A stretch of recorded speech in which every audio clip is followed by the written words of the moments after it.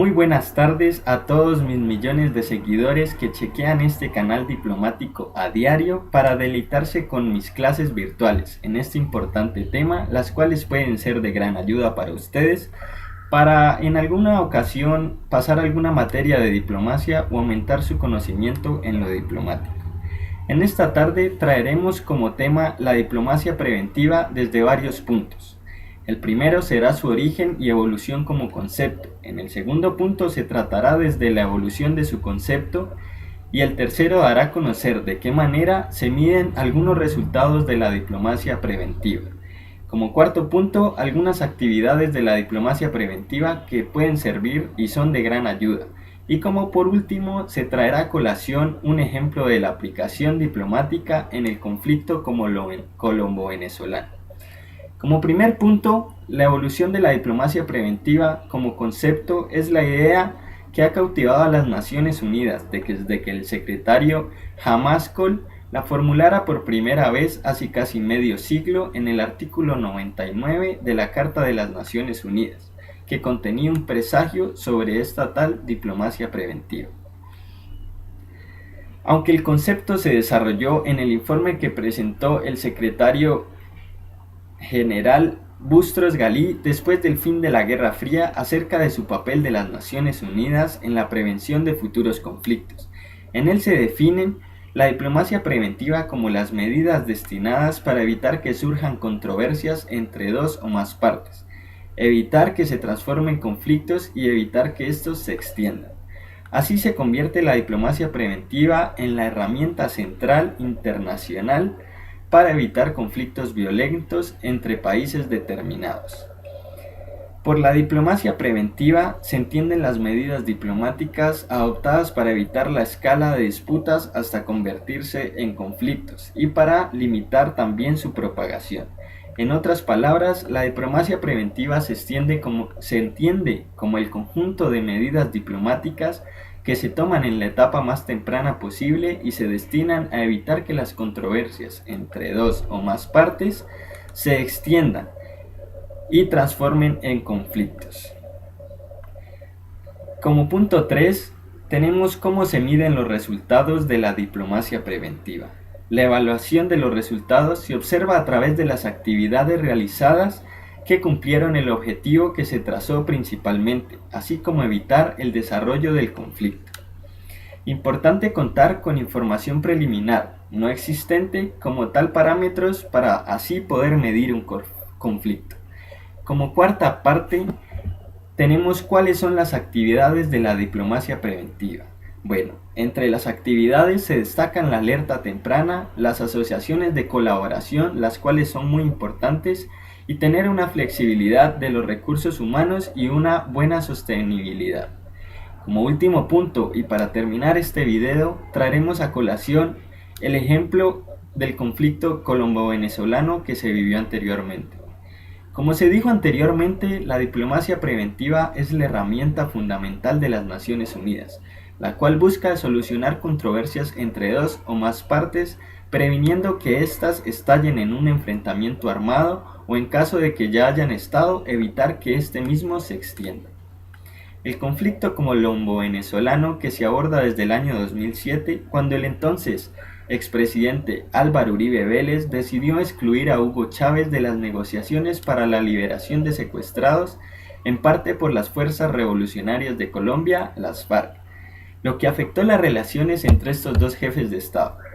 El ataque realizado por las fuerzas militares de Colombia contra el campamento guerrillero de las FARC ubicado en una frontera colombo-ecuatoriana en el que fue abatido el guerrillero alias Raúl Reyes, fue lo que terminó por provocar rompiendo entre estos las relaciones con el vecino país, agudizándose las diferencias entre los dos mandatarios. Durante este rompimiento de las relaciones diplomáticas y políticas en medio del conflicto entre Colombia y Venezuela, generó una serie de consecuencias negativas, más que todo en sectores socioeconómicos para estos dos países. De acuerdo con datos que he recolectado de la BBC, respecto a la ley de relación entre estos dos gobiernos, la cual informó en el año 2010 la ruptura de las relaciones diplomáticas entre ambos países en el último paso que se puede tomar el nivel diplomático. Dicha ruptura se da luego del llamamiento de los respectivos embajadores a consultas, o como sucedió en marzo de 2008, tras la muerte de Raúl Reyes en la frontera ecuatoriana, el presidente Chávez decidió cerrar la embajada en Bogotá, además de dar por terminado las actividades de la embajada colombiana en el territorio venezolano. En junio de 2010, en sesión extraordinaria en la OEA, Colombia entregó pruebas sobre la presencia de grupos guerrilleros en el territorio venezolano, lo cual hizo que una vez se deterioraran mal las relaciones entre estos dos países. Esta vez, Chávez anunció una vez más el rompimiento de las relaciones, dando orden para que todo el personal de la embajada colombiana abandonara el territorio venezolano. Las relaciones fronterizas entre estos dos países van más allá de las regiones. Los ciudadanos de los países son como una sola. Comparten el mismo idioma, la costumbre, creencias y economía, lo que genera unos fuertes lazos sociales. En esta línea divisoria colombo-venezolana se construye como una de las zonas de integración más activas de Latinoamérica. Esta línea cuenta con dos ciudades importantes de lado a lado y que poseen una población que desarrolla mecanismos de creación y fortalecimiento de una relación de familiaridad, que permitió acordar entre estas dos naciones mecanismos bilaterales útiles para la ejecución de proyectos.